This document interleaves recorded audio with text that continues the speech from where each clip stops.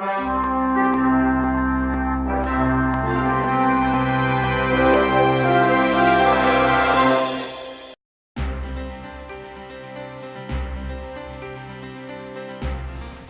안녕하십니까. 올해 2017년 국감을 마감을 했네요.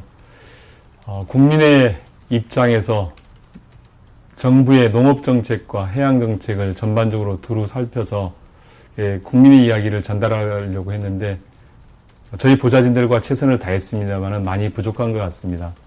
원래 국감에서 저는 주로 이야기하고 싶었던 이야기는 농민들의 현장의 목소리 그리고 어민들의 현장의 목소리를 전달하는 게 주된 과제였습니다. 붉은 불개미로 인해서 발생되어진 해외 병해충의 유입 문제를 심각하게 다뤘는데요. 검역체계가 뚫려 있었습니다.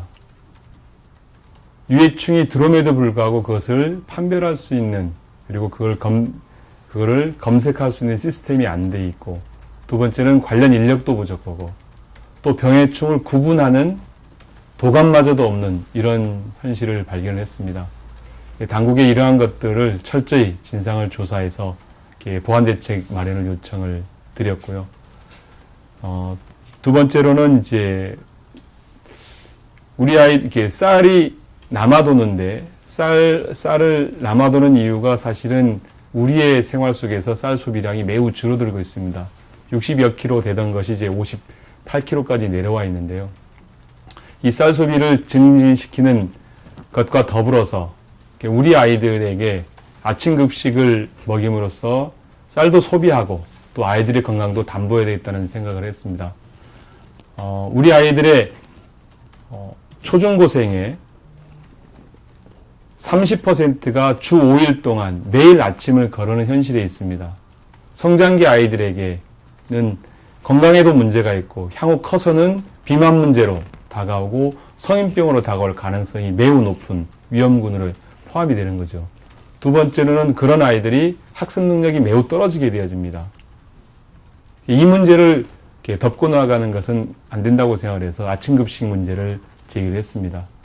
쌀 소비량도 확대하고 또 그 아침 식사를 함으로써 앞으로 이제 식생활도 개선되질 뿐더러 쌀에 대해서 좋은 호응을 갖게 되짐으로써 쌀 소비량도 늘어나지 않겠는가 이렇게 생각을 합니다.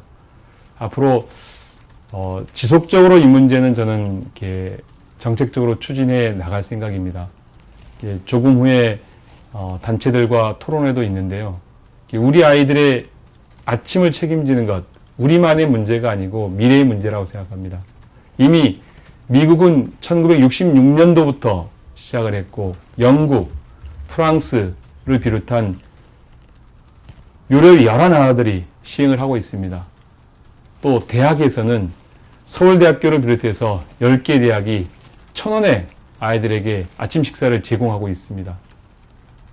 그렇게 제공하는 이유가 있지 않겠습니까? 우리 아이들에게 아침 식사를 제공하는 것 매우 소중한 정책이라고 생각합니다. 예, 이번 국감에서는 이제 농업 자조금 문제에 대해서도 다뤘습니다. 농업 자조금이 농수산 자조금법에 의해서 자조금을 만들게 되어졌는데요. 자조금법이 이제 농가들이 일정 정도를 내고 그것을 매칭해서 정부가 지원하는 형태로 자조금을 형성해서 수급 조절이라든가 홍보라든가 교육이라든가 이런 것들을 하게 되어진 게 자조금인데요. 이 자조금을 쓰는 데 있어서 실제 사용 액수를 봤더니 70%가 홍보비에 사용을 하고 있었습니다. 1년에 그 자조금을 모두 소비해버린 형태로 정책을 진행하고 있어서 농가들에게 실질적 도움을 주고 있지 못한 게 형편이었습니다. 그래서 그 문제를 지적을 했고요. 그래서 제도적으로 봤더니 자조금은 국가재정법에 의해서 1년 단위만 사용할 수 있게끔 한 제도가 되어 있어서 이 제도 개선 요구를 했습니다. 그래서 아마 제도가 개선되어지면 향후에 자조금이 쌓여서 실질적으로 농가들이 피해를 입었을 때 그 수급 조절이라든가 이런 것들을 통해서 최저 가격을 보장할 수 있는 이런 토대가 되지 않을까 이렇게 생각합니다. 그리고 농협 원래 이제 이번 국감에서는 이제 농협이 계속 농협에 대한 많은 의원님들의 질타가 있었습니다. 뭐 저만이 아니라 이제 여러 의원님들이 하셨고요. 또한 올해만이 아니라 작년에도 농협에 대해서 지적을 했습니다. 지적한 것들은 전체적으로 방만한 경영, 그리고 농민의 의사가 잘 반영되지 않은 농협의 구조의 문제, 이런 문제들이 지적이 됐습니다. 원래 이 문제에 대해서 우리 농림부가 좀 더 관심을 갖고 농협 전반적인 상황을 점검하고 관련 개혁 조처들을 마련해야 된다고 주장을 했습니다. 앞으로 그러한 것들이 되게끔 노력해 나가겠습니다. 원래 이제 국민들이 이제 가장 우려하고 걱정했던 것 중에 농업 이슈가 잘 안 떠오르는데, 이번에 농업 이슈가 좀 떠올랐습니다. 계란에서 살충제 성분이 발견되어진 것 때문인데요.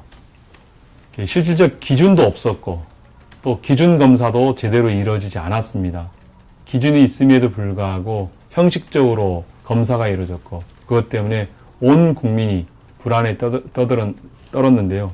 앞으로 이제 이러한 문제가 없도록 당국의 조처의 개선이 필요하다고 생각이 되어집니다.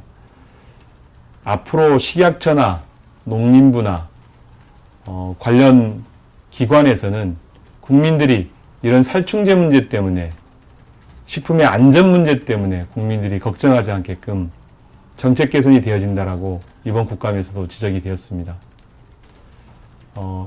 이번 이제 올 한 해를 되돌아보면 AI 문제를 얘기하지 않을 수 없을 것 같습니다. 원래 3,700억의 예산을 사용을 했습니다. 사람이 동원되어지고 예산은 많이 투여되었지만 현실적으로 AI를 막아내지 못했습니다. 이번 AI는 철저하게 인재라고 생각이 되어집니다. 그동안 무수히 지적이 있었음에도 불구하고 그러한 사항들이 현장에선 하나도 이루어지지 않았고, 또한 간부 공무원들 또한 제대로 인식하고 있지 못했습니다. 앞으로 AI에 대한 구체적 대책 마련이 시급하고요. 그 다음에 AI 관련해서 여러 제도들을 시급히 좀 개선해야 될 거라고 봐집니다.